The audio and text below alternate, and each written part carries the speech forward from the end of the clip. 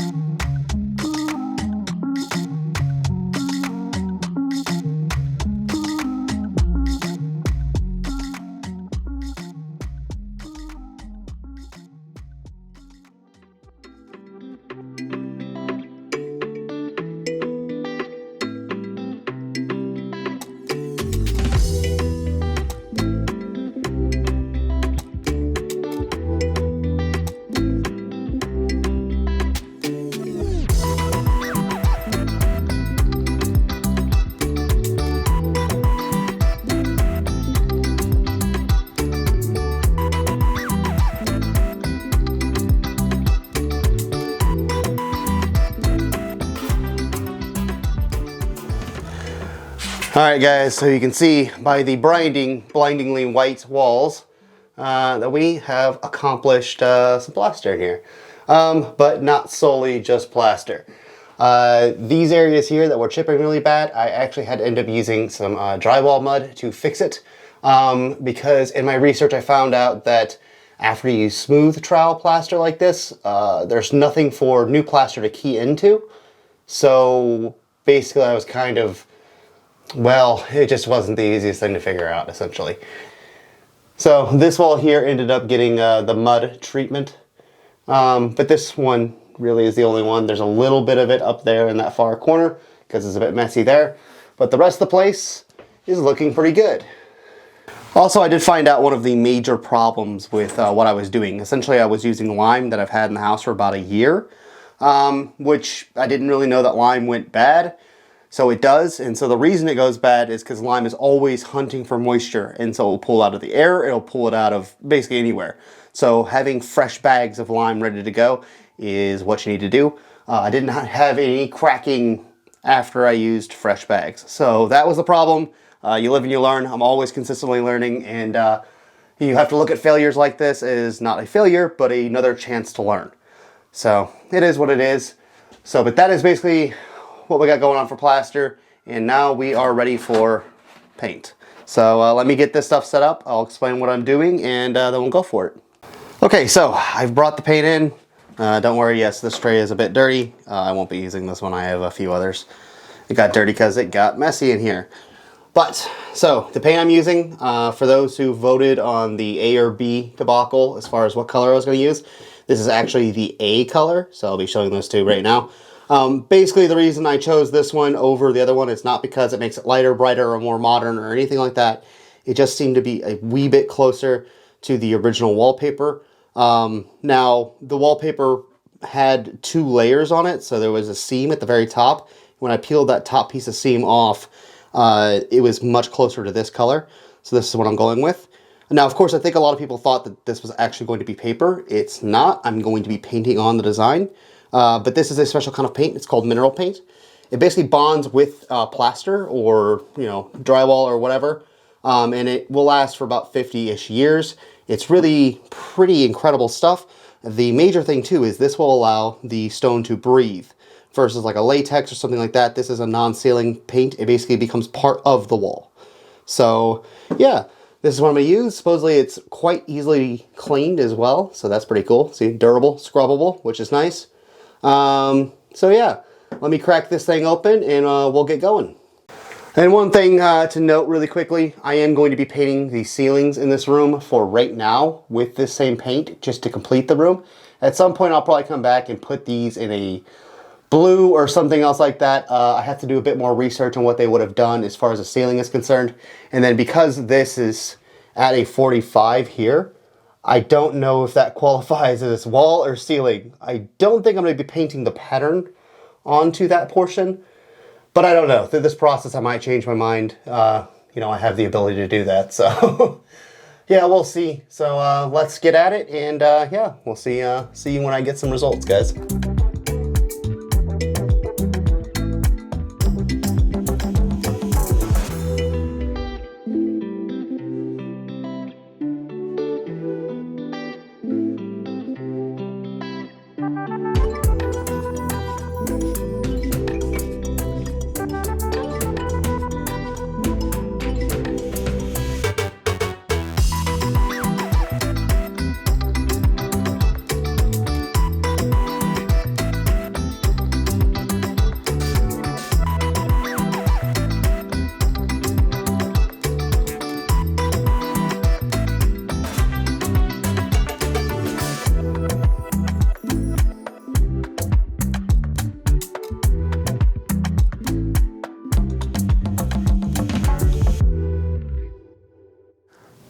All right, so you guys saw the time lapse. You saw the paint go on. I'm really happy with the results. Let's go check it out. I'm really excited about this. So let's come on in and see the absolutely fabulous color this has turned out to be. And of course the lighting will be a bit different here when it's all said and done, but man, it looks absolutely incredible. And I'm actually quite impressed with this product. This Keen paint, it really does quite well. It has some really cool properties to it as well. One being that it's extremely flat, like very, very flat. So, any imperfections in the wall or anything like that won't show up nearly as crazily as anything else. It really stays nice and matte and flat and nice. So I'm really, really stoked on that.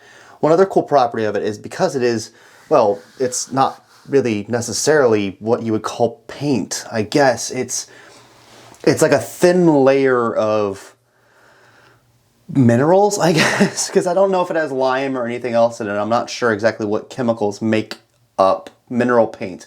However, it is a very thin kind of chalky layer. And so what's really cool about that is we've had a few areas of issue, of concern, like for instance here, you can see the texture here. I don't really want texture because that doesn't really necessarily look like paper. But right below it, you can see that it's nice and flat. And that's because I was actually able to sand it like you would anything. Like if you look at the floor in here, you can see there's some yellow color down here. That's from me sanding it. Which, how cool is that, right?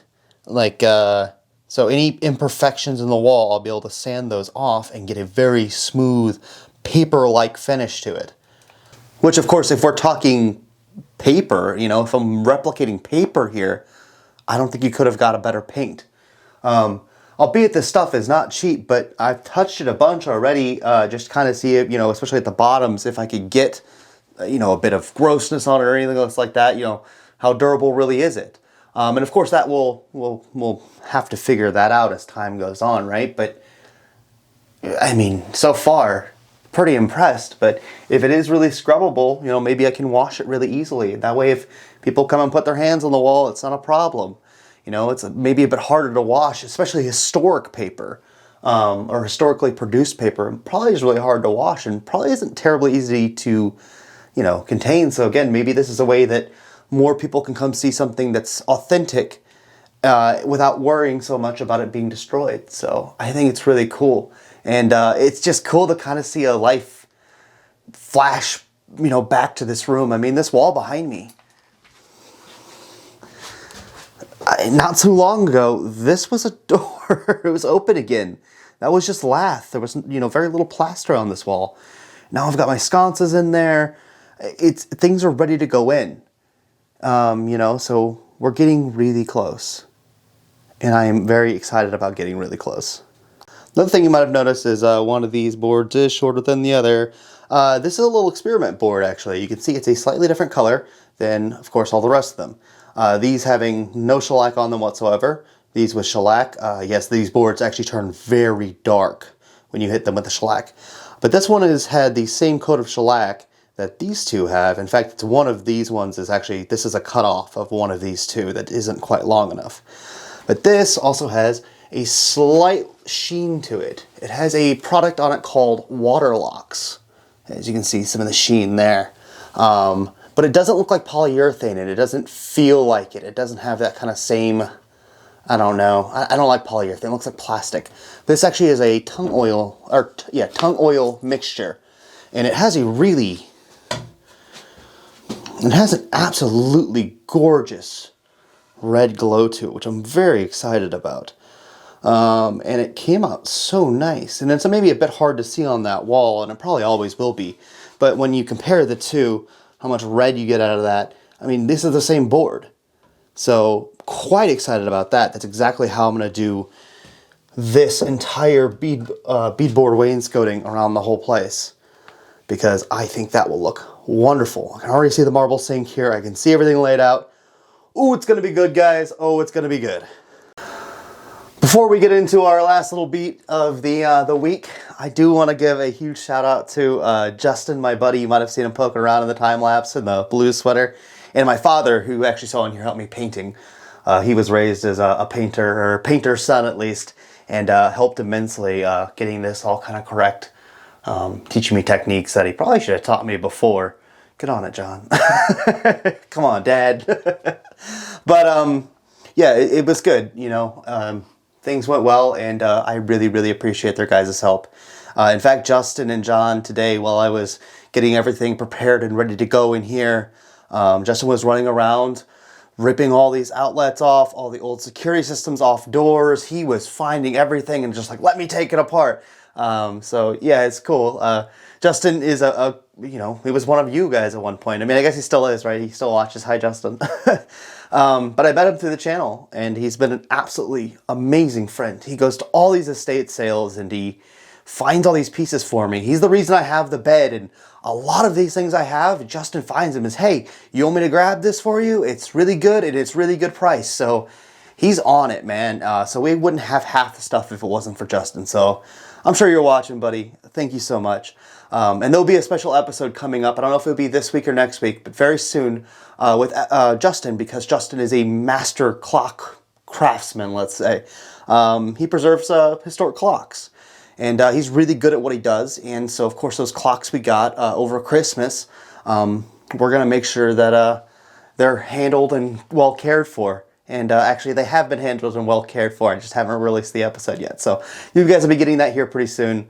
I think it's cool to have Justin talk about what what really excites him and what he does, and because he does really cool stuff. So yeah, it's really fun, guys. And so thank you, John and Justin, for helping us out.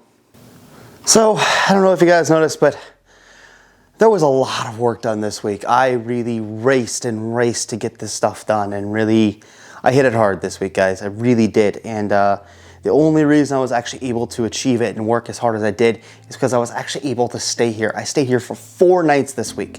So officially, for the first time ever, I have stayed more nights here this week than I have anywhere else. Not at my other place, here. It's pretty awesome to feel planted here. Like, you know, again, I've said it a few times now, but this feels like home. It really does. This week has kind of changed things a lot in the respect of how I feel. I don't know, it's just more connected to this place. Like, it's cool to, like, you know, watch a movie on my computer at night and, I don't know, stare at the staircase. So one thing I keep kind of telling myself, I suppose, while I'm working on this building and why I'm doing this stuff, when I was a child, I was really, really into the Titanic. I loved it. I loved everything about it. I had like the original VHS tape of Robert Ballard finding the Titanic, and I wore that tape out. I loved it, books and everything. And I think deep down, maybe that's where a lot of my love for old things come from. So yeah, the features like the grand staircase and just the stories and all of it, I always kind of, I guess, imagine myself, maybe one day, Caleb, you'll have a house or you'll be able to get on a boat or something and you'll see or be able to experience and have a grand staircase, right? And while I was here this week, I watched a little documentary on the Titanic, just a random one that I'd never seen before. And I just kind of looked up and saw my staircase and thought to myself, wow, you have a grand staircase. This is so cool. Like, it's just such an amazing place. And I think because I've been so busy just doing this or doing that or fix this, fix that, I haven't had a second recently to just sit down and realize what a magnificent piece of art this place is. And how very, very lucky Kim and I are to have this place. It's just cool. And I'm glad that you guys think it's so cool as well. I don't know, it's cool. It's cool to be here. It's cool to be home. It really is awesome. I don't know, every once in a while you gotta lose yourself in a place, you know, like, and feel how fortunate you really are to have what you have. And I'm very, very fortunate. I'm also very fortunate that I have people like you. I haven't even shot the video yet for this stuff, but there's so many amazing items here that come from you guys. There's so many encouraging words. There's so much cool stuff that has happened to me because of this house, because of this channel, because of all of it. It's just awesome. So, for what it's worth, I guess, this house, this experience, all of this makes an 8-year-old kid who really liked the Titanic very, very happy. It's just amazing. Also, I think having a setup this nice here in the house is extremely helpful. It's just, it just works, you know. And then I've got some beautiful things lined up for you guys.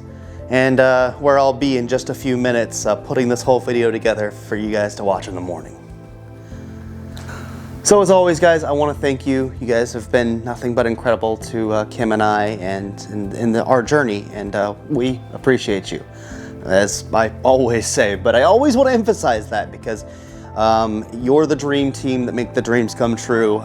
We couldn't do it without you, seriously. So that'll do it for us from our little corner of the planet. Thank you guys so much again, and we'll see you guys again next time. Goodbye, and have a wonderful, wonderful rest of your week. Bye-bye.